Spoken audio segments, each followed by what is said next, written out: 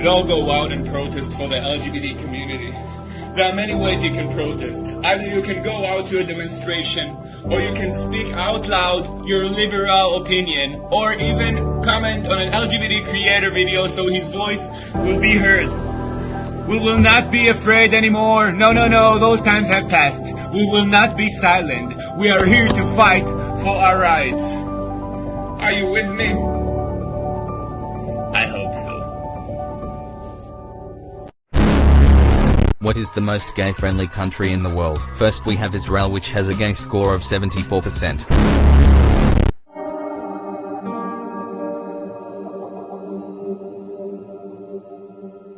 Magnus Hirschfeld was one of the founding fathers of modern sexology, and was one of the founding fathers of the modern gay and lesbian movement. He founded the first gay organization in the world in 1897 in Berlin. He himself was a homosexual.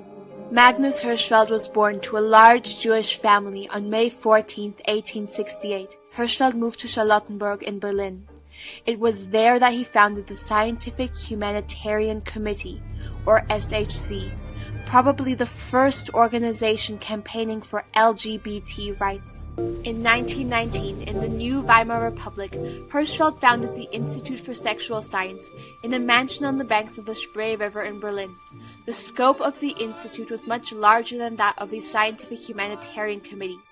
Berlin in the 1920s was the sex capital of Europe. It looked like a normal downtown area of Central Europe until 5 o'clock. And then everything would begin to change utterly. Places that you hadn't noticed would turn into outrageous strip clubs. The basements of the restaurants would be homosexual or lesbian romper rooms and sex clubs. 1923 marked the founding of a third gay rights organization in Berlin, the Human Rights League. The last project Hirschfeld ever founded was the World League for Sexual Reform in 1926. It held prominent conventions in Copenhagen, London, Vienna, and Brno, Czechoslovakia in the following years. He put forward the idea of sexual intermediacy, proposing that all human characteristics, physical and psychological, occur on a spectrum between masculine and feminine. His exile was sealed on May 6, 1933, when Nazi students plundered the Institute for Sexual Science. Several days later, they burned many of its books and records at the Opernplatz. With Hitler's rise to power came a crackdown on Germany's LGBT community. The culture that had emerged in the late 19th century and flourished in the liberal atmosphere of Weimar Germany was crushed in a few. So I am a transgender and non-binary rabbi, and I was the first ordained by a mainstream movement rabbi. There is a text from the Mishnah, which is the very earliest layer of what becomes Jewish law from like the 1st or 2nd century. So it's like a 2,000-year-old text.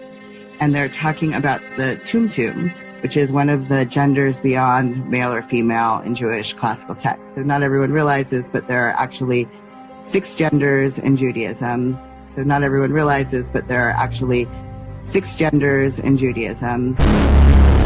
By Daniel Bogart of the Central Reform Congregation in St. Louis. He's a parent of a 9-year-old transgender boy. Also with us, Debbie Jackson, a member of the Human Rights Campaign's Parents for Transgender Equality Council. She's the parent of Avery, a 15-year-old non-binary child. Welcome to both of you. Thank you for being with us. Rabbi, I just want to read another of your tweets in which you said, because this is interesting, it follows on the conversation I just had with Jasmine Crockett. You said, I really believe that most of the Republican electeds genuinely don't like these bills targeting trans kids. They've just realized that torturing my kid and my family is winning politics for them. The base loves it, and the press covers the story as the debate over trans kids. So first of all, for the benefit of the press, the benefit of us in the media, tell me what's wrong with the way we're covering this. You know, look, what's happening is the Republican Party is waging a war on trans kids. It really feels like they are waging here in Missouri a war on my family. And then so often what happens in the press is this is treated like a question. Let's talk about this whole trans thing that's going on. without centering the harm and the pain that is being caused to kids, right? Just kids who are trying to be themselves, who are trying to live their lives, and families who are trying to follow the best advice of their doctors. So when the press centers the debate rather than centering the harm, it continues this cynical policy of the Republicans who are counting on it. They're counting on the fact that they can rile up their base with anti-trans rhetoric and get questions from the other side.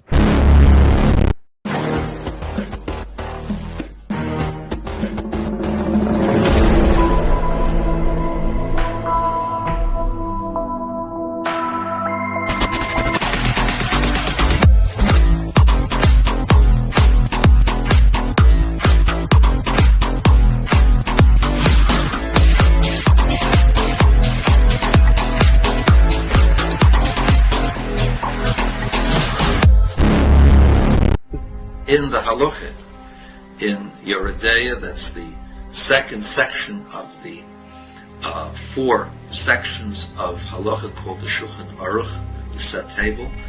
In chapter 266, Halacha 3, 4, 5, and 6, he describes how the circumcision is to be done. He says after the cutting, the mohel does what is called mitzitza. Mitzitza means to suck, and it means doing so with his mouth.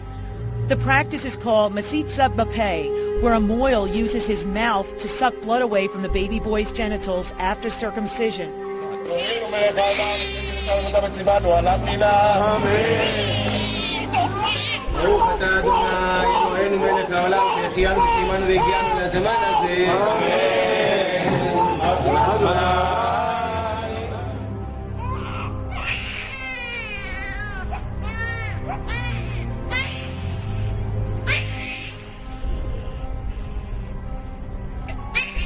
ברוך אתה אדוני אלוהינו מלך העולם אשר קידשנו וציוונו על המילה.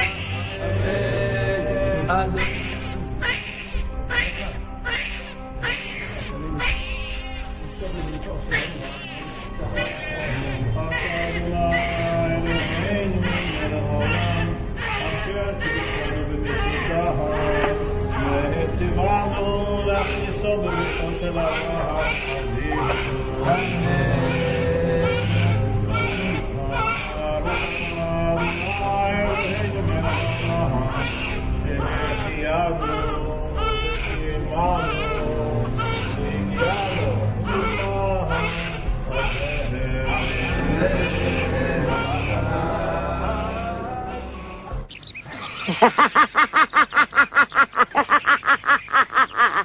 My name is Rabbi Daniel Bogard. I'm a rabbi at Central Reform Congregation, one of the largest Jewish communities here in the state of Missouri. And I'm here because I have a trans kid. Because the first thing you learn when you love a trans kid in the state of Missouri is that you have to protect them from their government. Jews have a long history of looking at gender very differently than many of our Christian neighbors do, as we heard from the bill sponsor who testified herself that this bill is inspired by her very specific Christian faith. Jews look at this differently. 2,000 years ago, we have texts about there being 6, 7, 8 different genders. We have traditions that suggest that Abraham and Sarah were intersex, that the very first human beings were created not as Adam and Eve, but as Adam and Eve, as one combined intersex being. In the 1930s, in what we've now come to call the Nazi Olympics, it turns out that a whole bunch of athletes were going off and competing in these games, in the women's games, and coming back as men. There was an uproar in the American press, but I don't know about you, I had never heard about this because we don't teach the history of queer people.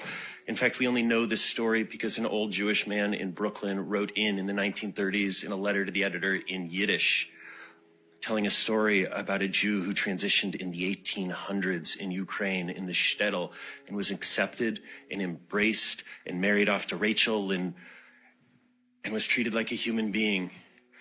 Please finish your thought. If we don't teach queer history, if we don't teach that there have always been trans people, then every time in every generation it seems new and scary, and we are setting our kids up for narrow, bigoted, tiny lives and not giving them the education that every Missouri child deserves. Thank you. Any question for this witness? Seeing none, thank you for your testimony.